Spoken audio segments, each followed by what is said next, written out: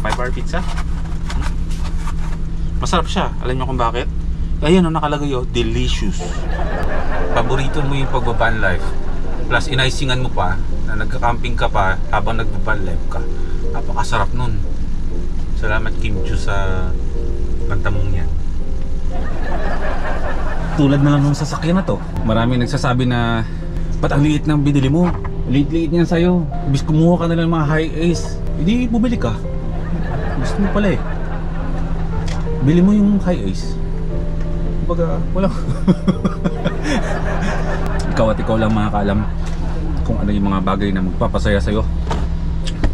Huwag niyong hahayaang diktahan kayo ng mga bagay na sabihin na lang ito ang dapat mong gawin para maging masaya ka. Lahat ng mga kagamitan ko na importante at dito na. Okay, huwag na huwag kayong mga masasamang loob dyan ha. Huwag na huwag niyong susubukin. Aray ko, wala naman akong ginagawa pa eh. Sabi ko kapag may ginawa yung masasama, binatubukan naman agad ako ng karma. Ano ang gagawin mo kung ang mga kaibigan mo ay tutol sa pag-alis mo? Huwag ka nang pumunta at bumabagyo. Pabiyahe na pa naman ako. Ha? Baka sa bagyo, baka matsambahan ka. Baka matsambahan ka, maging alamat ka. Lagi excited pa naman akong umalis eh. Papasok na ako ng NLEX eh. Ano bang kondisyon ng dadaanan ko? Kaya ang balita ko yung Altap-Tap eh, pinangina ng bagyo. Gagi! Yun lang ang intindihin mo. Baliw! Kaya sabi ko sa'yo, baka mag-irang boypi ka niyan. Ano gagawin ko? Cancel! Kumanta ka na lang ng may bukas pa. Kapag si General lang kausap mo, sige. Sisiguraduhin mo maghahanap ka pa ng iba pang kausap. Kumain ka na lang ng goto. Goto na lang. Nasaan ka ba ngayon? Pakahiga. Sarap naman ang buhay mo. Tulog yung ND. Nagdadalawang isip ako dito. Kailangan ko kasing gumawa ng desisyon. Once kasi na pinasok ko na yung NLEX na yan, yun na yun. Kasi ang daan ko is papuntang Quezon Province.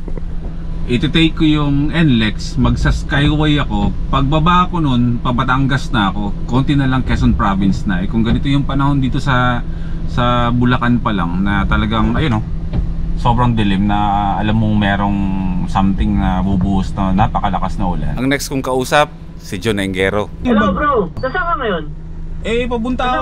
Papunta akong Quezon Province sana eh. Nasaan ka ngayon? Papasok na ng NLEX. Sabi sa akin, wag na daw ako tumuloy. Ano bro, ang Bicol ay nasa state of calamity. Kila Papa Sanaga, lagpas tao.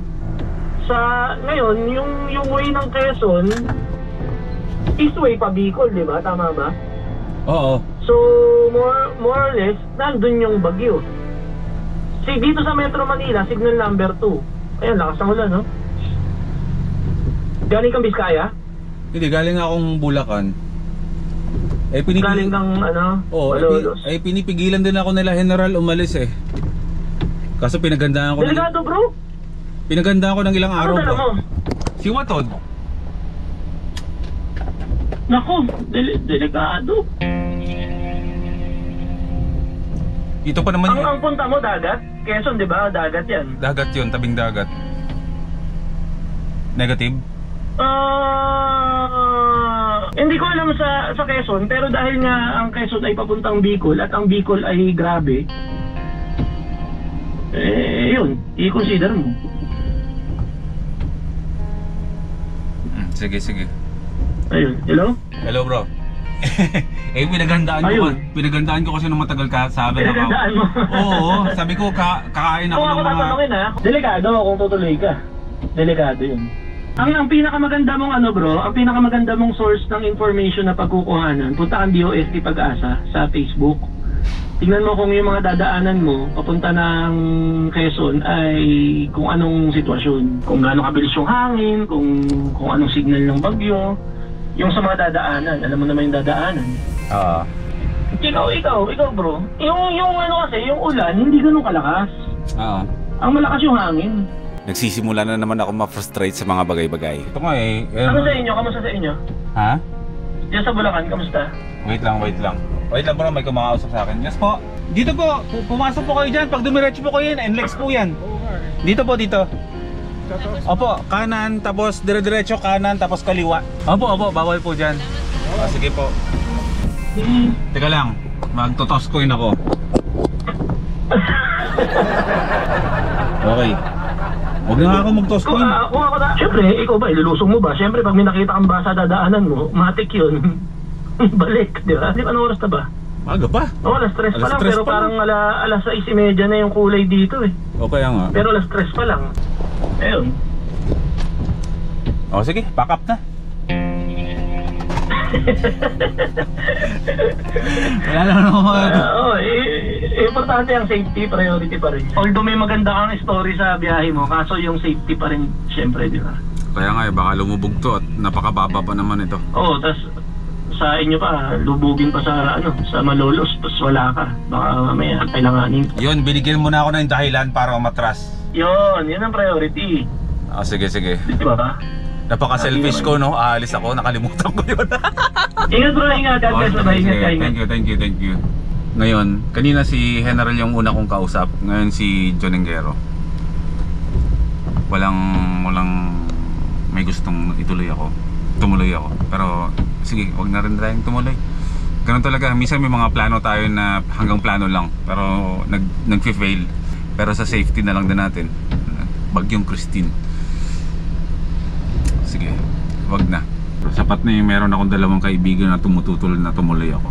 Plus yung reason na, yun nga, baka nga tumaas yung tubig din dito sa Bulacan. Pasukin na naman yung bahay. Surprise biyahe ko pa naman sana to para sa inyo. Wala tayong magagawa eh. Okay?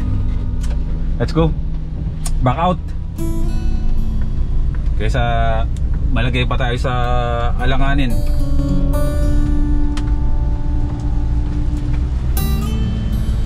Oh my god, Ram pick up. Naka-roof tent. Yaman mo sir. Shout out kung sino may-ari nitong sasakyan na to. Huwag ka nang tumuloy sa camping ha. Para meron akong karamay. Para may kasama din akong mauudot ang napakaboging sasakyan. Oh my god. Ram. Lumalakas na nga yung ulan. Ay nako. Napakabilis ng pagbabago ng mga pangyayari. Kasing bilis ng pag-angat ng tubig dito sa highway namin. Ang bilis ng angat ng tubig dito sa sa highway namin. Grabe yung disappointment ko. Sagad. Buti na lang yung mga ganitong klaseng lakad kapag sa stranded or nabubulilyaso ba. Hindi tayo na nahihirapan sa sitwasyon natin na na malalagay ba tayo sa alanganin na hindi natin alam kung saan tayo pwesto, saan tayo sisilong.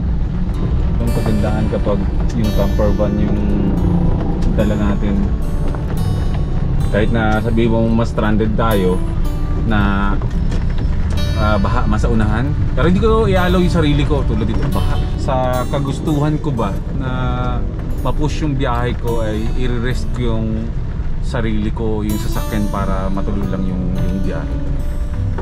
Buti naman na napipigilan. Pero dati nung nagbumotor ako,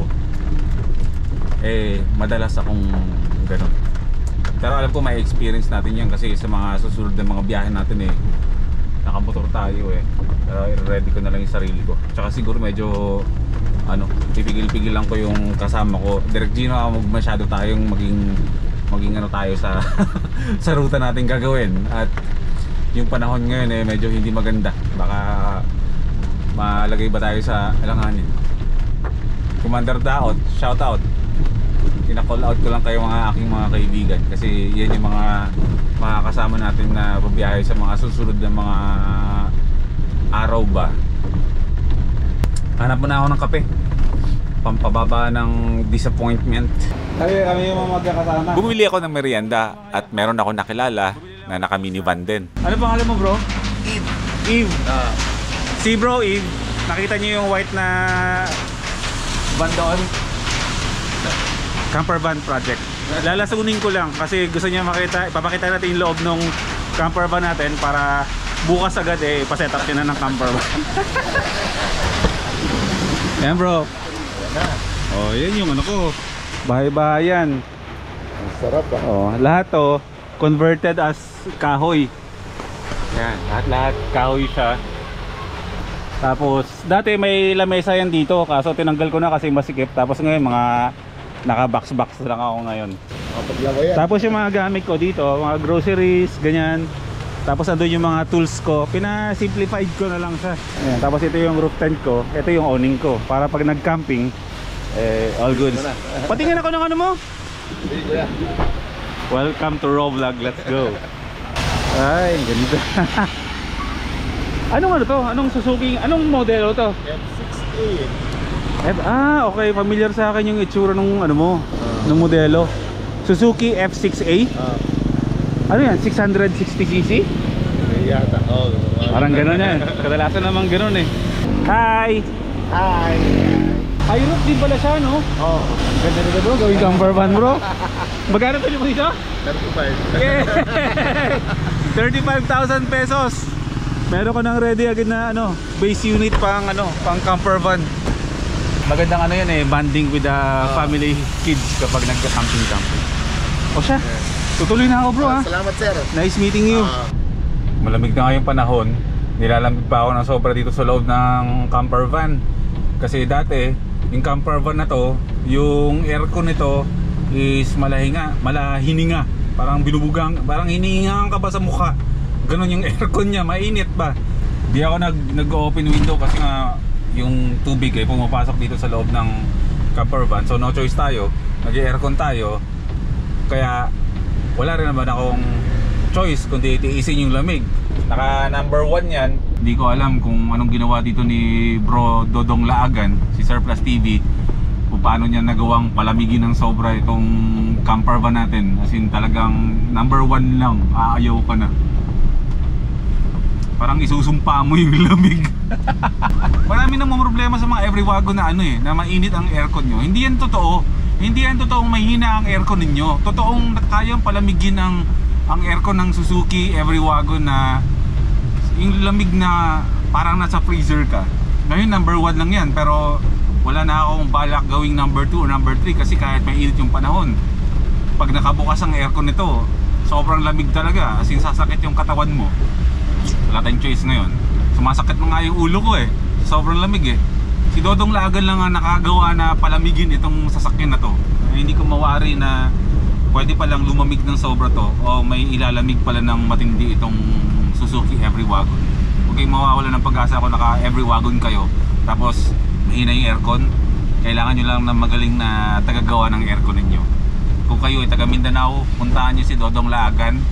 Siya ang pagalawin nyo sa aircon ng mga every wagon ninyo. Magbumbunga tayo yung mga tuna na pinapatigas. Nagkakape lang ako, naghahanap lang ako ng pwedeng bilan ng kape para makapag-relax ako. Samakit yung ulo ko. Baha, let's go. May coffee shop dito Saan nga ba yung coffee shop na yun? Ito. Ayan. Ayoko na magtimpla ng kape. Gusto ko na lang bumili lang ng kape para kape na lang agad. Ito po.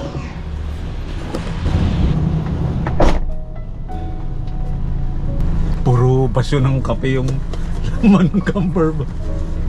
Kaya matulog na lang tayo kahit sa ano. Let's park somewhere and eat. Ha! Meron na akong spot.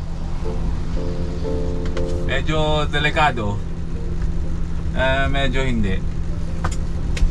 Pero nasa gilid naman tayo. Bilito ako sa loob ng van kapag hindi ako nalabas. Mukha akong CCO dito. Welcome to Boy First Times Van Life. Let's go. Hindi natin napag-usapan to. Galon to, lagay ng tubig. Safe to gamitin kesa yung dati kong ginagamit na tubig na 25 gallons na mineral water, yung literal na pang bahay. Sabi ng iba sa comment section pang Maynila daw yung aking tubigan. Hindi maganda gamitin yon, promise. Ako nang nagsasabi sa inyo. Kasi itong matagas yun. Ang kagandahan dito, kapag ito ang gamit nyo, inumin ha, ay kapag nilagyan nyo siya ng tubig, never siya magkakaroon ng tagas sa ilalim. Kasi nasa taas yung kanyang nozzle. Ngayon, paano gamitin kasi nasa taas? Babaliktarin nyo lang. Ganito na yung pagkakaposition nyo kapag pinatong nyo siya sa mga table nyo. Kung gusto nyo siyang gamitin, or iinom kayo, or kukuha kayo ng tubig. So, kapag bumiyahe, nakaganyan siya, walang chance na tumapon or mag-leak yung ano ba, yung tubig. Hindi mababasa yung loob ng sasakyan nyo or yung mga camper vans ninyo. Sarap, no? Ganito may camper van, no? Kahit na hindi tayo natutuloy sa mga plano-plano natin, as long as nasa loob tayo ng ating camper van, eh, yun ang buhay ng pagbaban life. Ang laki ng kaibahan ng pagbaban life sa pagka-car camping.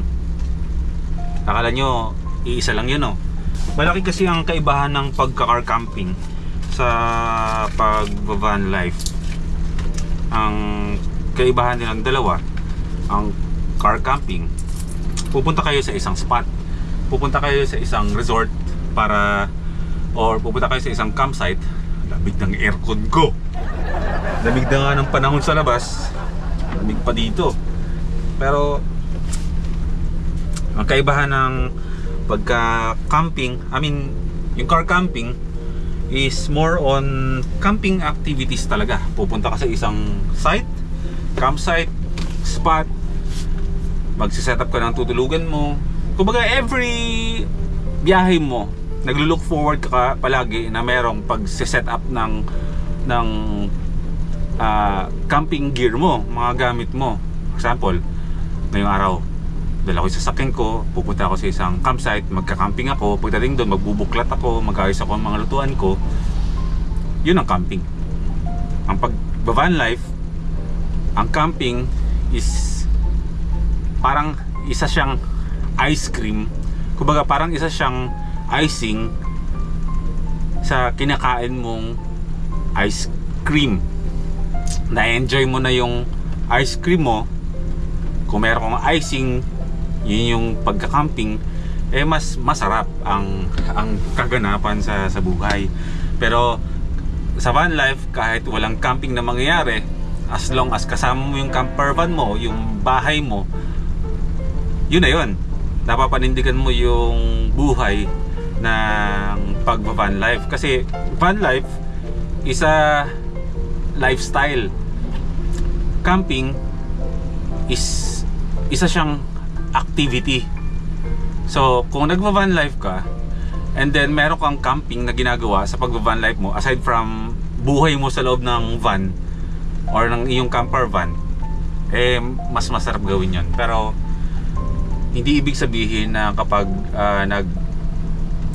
van life ka is required kang mag-camping. Depende sa lokasyon, pero bahala na kayo kung anong trip nyo sa buhay. Pwede nyo namang gawin yan. As long na masaya kayo, nasa loob man kayo ng sasakyan o magka-camping kayo, all goods yun. Basta importante, masaya kayo. Yan ang pinakamahalaga sa lahat-lahat sa buhay. Dapat masaya kayo sa lahat ng ginagawa nyo para wala kayong pagsisisihan, di ba? Kasi masarap gawin yung mga bagay na alam mong masaya kang ginagawa kaysa yung mga bagay na napipilitan ka lang. So isa na namang kwentuhan ng lesson ng buhay tayo dito, kasi wala naman tayong biyahe. Eh ayoko pang umuwi. Gusto ko rin naman yung weather ba. Eh dito tayo magkwentuhan sa loob ng ating bahay. Pizza, 5-hour pizza. Makikikuha lang ako dito ng konti kasi papasalubong ko sa anak ko at masarap yung pizza eh. 5-hour pizza, masarap siya. Alam niyo kung bakit? Ayan o, nakalagay o, delicious pizza special. Delicious daw. Pag ito hindi delicious, pero delicious yan. Subok na yan eh. Kaya favorite namin anak ko. Tsaka kape, brewed coffee. Let's go. Hindi pala siya brewed coffee. macchiato, nutty. Ay, nakapark ba ako sa ano? Sinisilip ako dito sa loob. Na-block po ba yung daan? Hindi naman.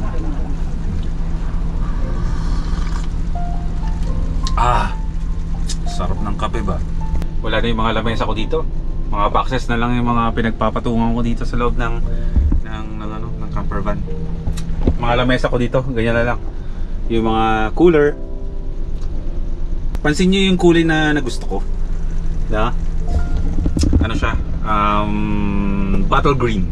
Gusto ko talaga yung bottle green na kulay na yan. Yung mga kulay pang militar ba? Bottle green. Ano pa ang mga... May kumot ako na bottle green din eh. Kumbaga parang pang army. Kung pang mayroon ako dito. O nasa ba? Andito pala. Mas parang bala ko in time kapag si Watod ay tumagal-tagal na at kailangan na ipa-repaint. Papapinturahan ko to ng bottle green. Magiging green na si Watod in time. Pero in time pa yun siguro mga 2 years from now. Sa ngayon wag muna kasi maganda pa naman yung pintura. Tikman nga natin ito. Ano to eh, ang flavor nito ay shawarma.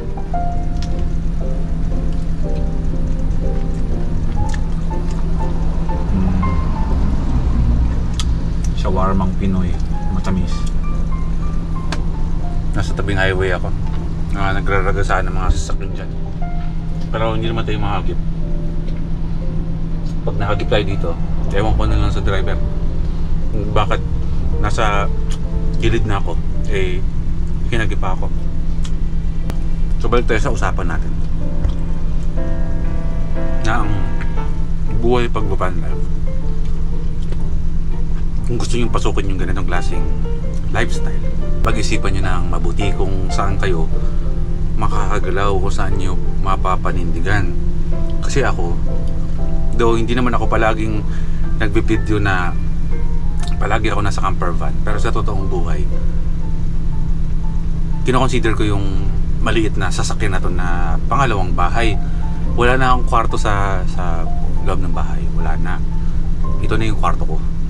Kumbaga parang naging extension na siya ng bahay namin na ito yung lugar na kung saan eh makakapagpahinga ako. Lahat ng mga kagamitan ko na importante at dito na. Okay, huwag na wag kayong mga masasamang loob dyan ha. Huwag niyong susubukin. Aray ko, wala naman akong ginagawa pa eh. Sabi ko kapag may ginawa yung masasama, binatubukan naman agad ako ng karma. Pag may dumadaan ng mga sasakyan, umalog-alog yung van. Pag-isipan nyo kung yung bubuin nyo pang sasakyan is for pagka-camping lang o pagba-van life. Mostly ang nagba-van life yung may mga maluwag na oras sa buhay. Tulad ko. Kasi ito yung trabaho ko. Ayos lang naman sa akin na umikot ang mundo ko sa pagba-van life. Kumbaga, no pressure kasi kasama ko siya sa buhay ko eh. Yung kasama sa pamumuhay ko, yung manirahan, hindi naman 100%, pero kasama sa buhay ko ang manirahan sa loob ng van kapag ako ay nagbabiyahe. No, hotel accommodations. Pag napagod ako sa biyahe at tinantok, hinto lang ako sa isang sulok na medyo safe, makakapagpahinga ako. Hindi tulad dati nung nagbumotor ako, gastos ko sa accommodation. Pag inantok ako, hindi ko alam kung saan ako matutulog. Pwede akong umidlip sa mga waiting shed, pero doon yung pag-aalala ko. Kasi baka tulog ako, kunin yung mga gamit ko. Ay dito sa camper van, nakakatulog ako sa taas, nakakatulog ako sa loob. Safe yung mga gamit ko. Pero wag yung mga masasama loob, wag yung tatangkain. Wala pa akong sinasabi. Masisira ang buhay mo. Ang pagka-camping ay isang activity na masarap gawin. Pag-van life is a lifestyle na pwedeng samahan ng camping. Kung ikaw ay isang tulad ko na nagta-travel or sabihin nating vlogger o content creator na gamit camper van, hindi ako pressured na porket ginagamit itong camper van natin sa camping is kailangan every upload ko is nasa campsite ako, nasa spot ako, nabubuklat ako lahat ng mga gamit ko. Hindi ako pressured sa ganun kasi ito yung buhay ko ito yung lifestyle ko ang kasama ang van, sa loob ng van kahit anong mangyari, kahit anong ikwetong ihatid, ano man ang sitwasyon, kasama ko yung camper van. Hindi ko kailangan panindigan na nagka-camping ako. Sabi ko nga, ang camping sa pag-van life is isa siyang icing sa taas ng iyong paboritong ice cream. Paborito mo yung pag-van life plus in-icingan mo pa na nagka-camping ka pa habang nag-van life ka. Napakasarap nun. Salamat Kim Chu sa kanta mong yan. Para yun sa mga may mga mahabang oras. Pero kapag ikaw naman ay nagtatrabaho din, for example, opisina ka, weekends lang ang pahinga mo, gusto mo mag-camping, bagay sa'yo car camping. Kasi may araw ko na nakalaan na gawin yung pagka-camping. Pero ang hirap naman kung mag-van life ka or magka-camper van ka. Though, pwede naman. Hindi ko lang alam kasi kung applicable na yun dito sa atin. Kasi dito kasi sa atin ang hirap panindigan na nakatira ka sa sasakyan. I mean, sa 100 na tao sa mundo, maaari tatatlo lang o dalawa ang taong nakatira sa loob ng sasakyan. Ganun kalit yung percentage na meron mga taong nakatira sa sasakyan. Ito sa atin sa Pilipinas kasi yung bansa kasi natin, hindi naman siya malamig na lugar. Isang factor yon. Hindi naman ka van life yung Pilipinas. Unless siguro kapag ikaw ay nakatira talaga ng Cordillera, Mountain Province, masarap mag van life sa ganun. Mira no, titira ka na talaga dun sa sasakyan mo, ganong-gano ka lang dun sa taas ng mga kabundukan. Sarap nun. Pero kung ikaw ay nasa city, ay pwede naman, pero naka-aircon ka palagi. Ewan ko, basta gawin nyo kung gusto nyo. Maglimahid kayo ng, ito naman guide lang, pero kung gusto nyo talagang gawin, ay hindi, gawin nyo. Kahit manglimahid kayo ng pawis sa loob ng sasakyan. Kung may budget naman kayo, hindi matulog kayo sa loob ng sasakyan na naka-aircon. Sunog gas ang tawag doon. Susunog lang ng gas. Tapos buksan nyo ng konti yung mga bintana ninyo. Goods na yun, para presko. Pero kung kunwari ganito, tapos tutulog ka, electric fan, Diyos ko, mahirap huminga.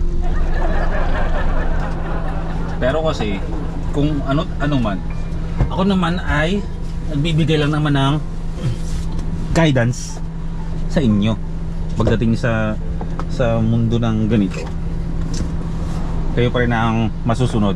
Kumbaga, may mga taong magtuturo sa atin kung anong magandang gawin, may magbibigay ng advice, pero hindi naman to the point na sila ang masusunod para sa sarili mong buhay at desisyon, di ba? Salamin ko, naiiwan ko pa. Gulkot ko, baka makita nyo. Tulad na lang ng sasakyan na to. Maraming nagsasabi na bakit ang liit-liit. Di ako kumuha ng magandang van, di ba? Ang sagot ko lang naman dyan gusto ko yung camper van, gusto ko yung mini wagon Kahit maliit siya, gusto ko siya Isa lang sagot ko dun. Kasi gusto ko. At walang magagawa ang mga taong sasabihan ako na ba't ang liit ng binili mo? Liit-liit niyan sa'yo. Bis kumuha ka na ng mga high ace, hindi bumili ka. Gusto mo pala bili mo yung high ace. Kumbaga walang pakailaman natin sa buhay. Dapat ganyan tayo sa buhay. Ikaw at ikaw lang makakaalam kung ano yung mga bagay na magpapasaya sa'yo. Huwag nyong hahayaang diktahan kayo ng mga bagay na sabihin na lang ito ang dapat mong gawin para maging masaya ka. Kaya nga ako na siraan ng ulo Kaya sa ganyang klaseng ano ko dati wala na effective na. Wala nang gustong bumili ng utak ko. Overused na yun. Diba? Sundin nyo kung ano yung, kumbaga, kahit gasgas mo yung kasabihan na sundin mo ang sarili mo kung ano nagpapasaya sa'yo. Totoo yun. Kayo lang nakakaalam nun. Para in time, kung ano mang kalalabasan, walang sisihan. Wala kang ibang sisihin, sarili mo lang. Kasi kapag sinisi mo yung iba, magiging masama ka sa iba. Sasamahan tingin nila yan, sinisi mo pa ako. Yan kasi, sumunod ka sa kanya eh. Huwag mo sundin. Sundin mo yung sarili mong desisyon ba? Para pag nag-fail man, o hindi ka man natuwa, hindi yan. Sisihin mo yung sarili mo. Magsisihan kayo ng sarili mo. Tapos sa salamin, tapos sisihin mo yung sarili mo.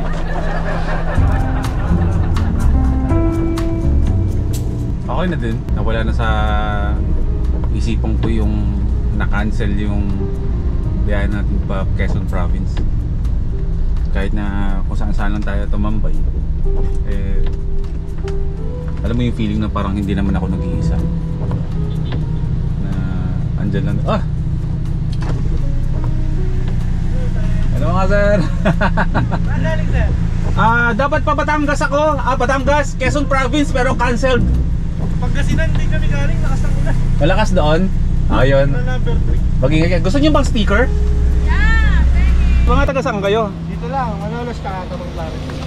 Mga Bulakenyo, let's go! Hello!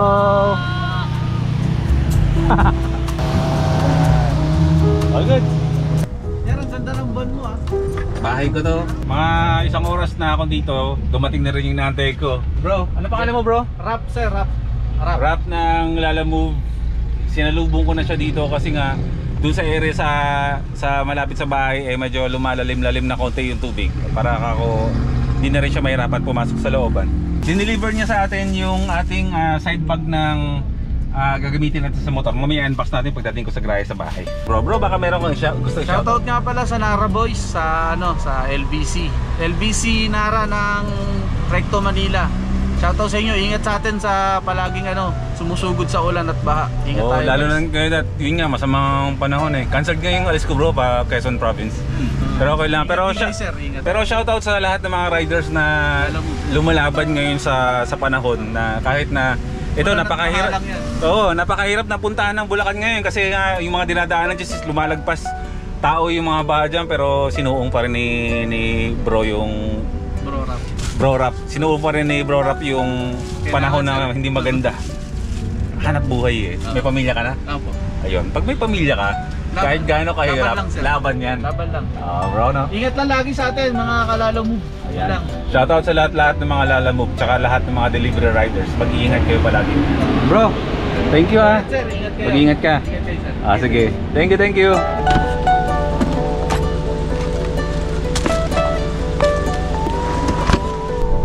Medyo masikip pa. Yan kasi, bumibili ka kasi ng maliit naman, yung Bisaya is bibili mo eh. Okay. Diba, last time ay nagpakabit tayo sa Crash Guard Philippines ng mga crash guards. Tapos may side panniers. May pinagagamitan yon at ito yon. Medyo natagalan akong maghanap ng pagpipilian or pipiliin na brand o hugis na pwede kong gamitin. Kasi as much as possible, ang gusto ko sana pahaba, patayo na waterproof. Marami mga brands ako nakita online na pahaba pero hindi sila waterproof. Kailangan pa siyang balutin ng another cover para hindi pasukin, pero hindi pa siya garantisado na hindi siya papasukin ng tubig kasi nga bukas yung likuran. Hindi ako masyadong fan ng brand pero siya talaga yung nasa kanya talaga yung hinahanap ko eh. Kaya sige. All good na. So pwede na. Side panniers kung tawagin na bag. Waterproof. Para to sa loob. Ilalagay natin sa loob para maghugis box. Pero dyan mo na yan. Taran! Tignan natin at hulaan nyo kung ano ang kulay na napili ko. Hulaan nyo muna. Mag-comment muna kayo dyan sa comment section kung anong kulay ang napili ko. Bibigyan ko kayo ng 20 seconds. Anong kulay ang napili ko? 1, 2, 3, 4, 5, 6, 7, 8, 9, 10, 11, 12, 13, 14, 15, 16, 17, 18, 19, 20. Okay. Okay na? At ang kulay na pinili ni Boy first time na naman ay kulay army green. Lahat na lang army green. Side pannier bag. Tax lang, kaya pala ako medyo mainit eh. Bukas pala yung bintana, naka-aircon ako. Wait lang, gusto ko talaga siyang ipakita sa inyo. Gusto ko talaga itong produkto na to. Hindi pala, itong item na to. Wait lang. Wait lang. Okay. Ayan. Boom. Ayan. Papapakita ko na sa inyo na maliwanag. Na maliwanag doon. Welcome to my house. Hira. Napakaganda ng cover band ko. Ayan. Diba? Napakaganda, diba? Napakaganda ng kulay, diba? So ito na yun, nalagay na natin siya. So ito yung itsura ng bag. Ito yun. Diba? Wala pang laman, pero ano na siya, rectangle na siya. As in parang box na talaga siya. So no worries na tayo ng ang ilalagay natin dito sa loob ay mga mahalagang gamit. Kunwari, lutuan na portable na basta yung mga bagay, kahit mga ilaw-ilaw na to, mga bagay na hindi kailangan hindi mo basa. Dito na rin ilalagay yan. Tapos ang alam ko pwede rin siyang gawing ano to eh, gawin rin siyang parang shoulder bag ba? O body bag? Hindi ko sure. Hindi natin masisigurado. At ang alam ko, kapag kinabit to ay pwedeng pagdugtungin yung dalawa gamit ito. I-snap. Yan. Yan, magkadugtong na sila. And then, ito ang isasampay nyo sa motor. Tapos, dito sa likod nun, dyan yan magpa-flat yung likuran nito. Itong likuran, ito yung tatama dun sa ano natin, sa pannier bracket.